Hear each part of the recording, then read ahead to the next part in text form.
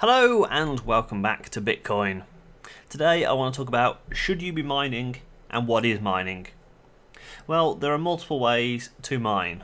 You can use your CPU, your GPU, what's called an FPGA, and an ASIC or ASIC.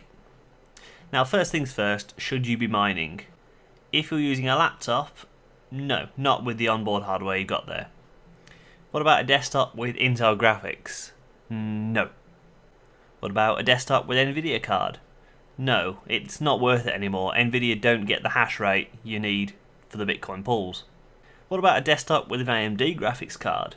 Well, if you've got a later one or a very powerful one, yeah, kind of, maybe.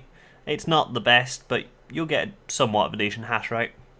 Especially with the R9 series, that's really the only one worth it.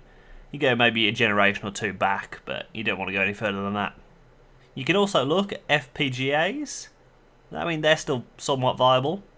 But the main one is ASICs, or ASICs, Application Specific Integrated Circuit. Now, we'll talk about those in a minute, but I want to tell you why everything's not worth it. CPU mining is completely dead. It costs more to run the CPU now than you will generate. There's no point mining on your CPU anymore, it's just not worth it. You'll use up more power and you'll generate such a low hash rate, it won't be worth it for you. Now, GPUs were always popular with Bitcoin mining, but they've always been very power hungry and they've ran very hot. And it was viable for quite a while. Now, unless you've got an AMD card, it's not viable anymore. You'll use up more electricity mining for Bitcoins than you'll get back in Bitcoins. But ASICs is where Bitcoin mining is. That's an application-specific integrated circuit. Now these are circuits designed for mining Bitcoins. They're not designed for anything else. They are just for mining Bitcoins. And that's using the SHA-256 hash, as I spoke about in the previous video. You will get the most hashes per second per watt on an ASIC. And I'm going to look at some benchmarks from Custom PC Magazine by Dennis Publishing. And what they've done is benchmarked the latest graphics cards. So here's what I'm talking about. The Nvidia 780 Ti 3GB, the new graphics card from Nvidia, will only do 280 mega hash. That's 280 million hash per second. But the AMD Radeon R9 290X 4GB will do 772 mega hash. The little ASIC that I've got on your screen right now, little USB powered thing, will do 2.2 gigahash. That's far outclassing all of the graphics cards. That's just out the box. In a later video I'm going to show you how to overclock these things and get an even better hash rate. So what is Bitcoin mining exactly? It's the only way to introduce new Bitcoins into the Bitcoin system, and it's intentionally resource intensive to keep the economy of Bitcoin quite stable. So you don't end up with 10 billion Bitcoins in one account because they've got a really good mining rig. So what is Bitcoin mining? Most places will tell you that it's solving a difficult maths problem, but that's not strictly true.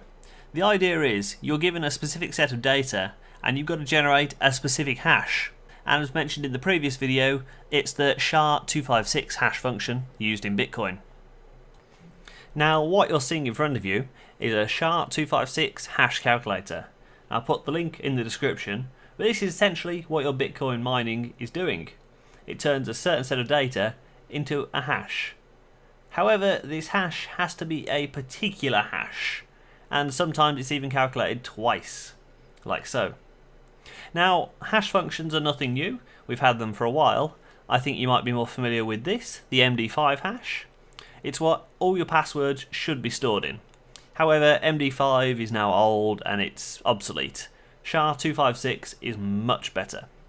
Turn something human readable into something that's not, and hopefully you're not able to reverse it.